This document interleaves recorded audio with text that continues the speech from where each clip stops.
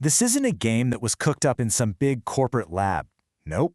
This is a story about a fan-made mod that grew into a global movement, one that completely changed competitive gaming as we know it.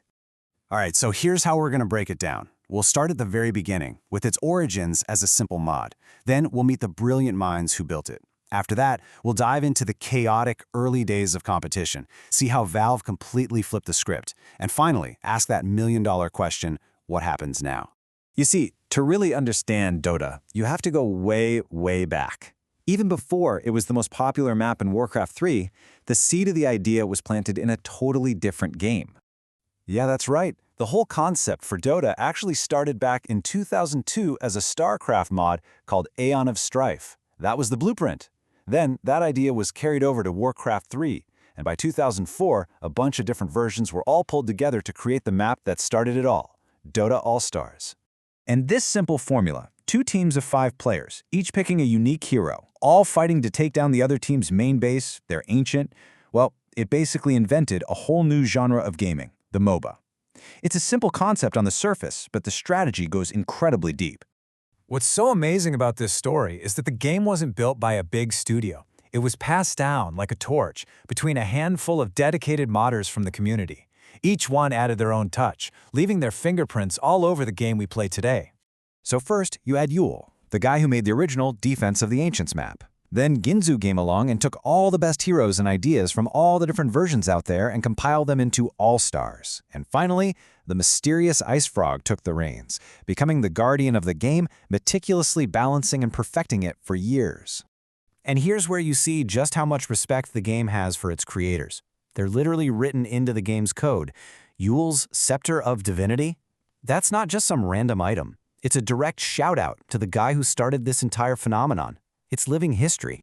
And it doesn't stop there. Guinsoo's Scythe of Vice, you know, the sheepstick, is one of the most famous items in the game for a reason. It's a constant reminder that this game came from the community for the community.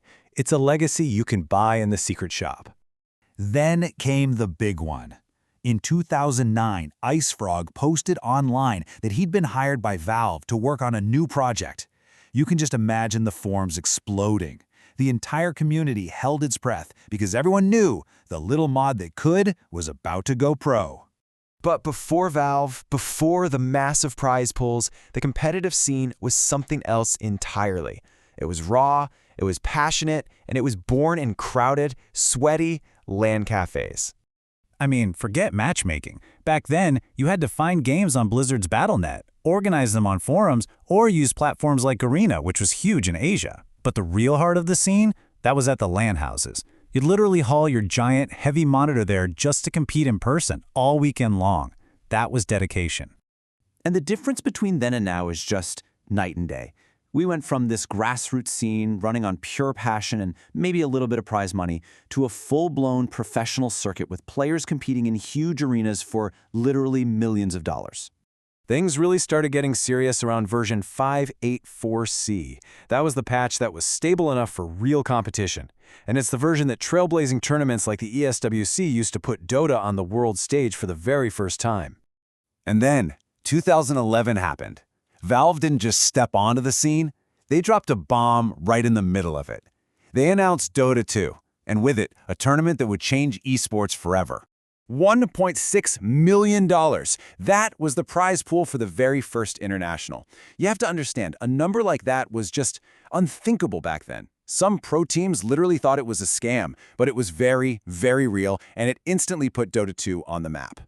But Valve didn't stop there. In 2013, they did something even crazier. They released the Compendium, and with every single purchase, a quarter of the money went straight into the International's prize pool. All of a sudden, the fans weren't just watching, they were building the biggest prize pool in history, together. And the result of that, well, just look. From 1.6 million in 2011 to breaking 10 million in 2014, all the way up to this. A mind-blowing, record-obliterating $40 million for TI-10 in 2021.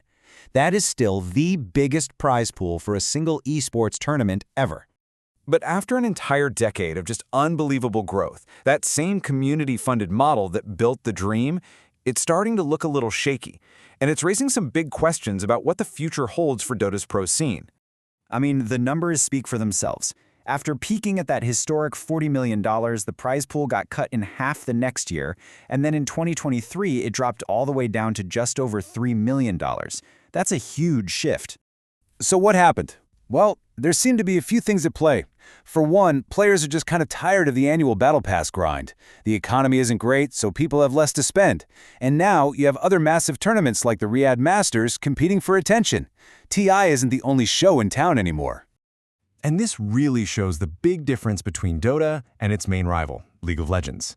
Dota's community-funded model can create these insane, record-breaking highs, but it's also unpredictable. League's franchise system, on the other hand, is much more stable and consistent because it's backed by big sponsors. So what's the solution? A lot of people think Dota's future might be in a hybrid model, something that keeps that amazing community passion, but also brings in the stability of traditional sponsorships. This isn't just theory. It has real consequences for player salaries and the health of the entire competitive scene. And that leaves us right here with the big question. After this incredible journey from a humble community mod to the absolute peak of esports, what comes next? After a decade of breaking records, what does the next chapter for Dota even look like? We'll have to wait and see.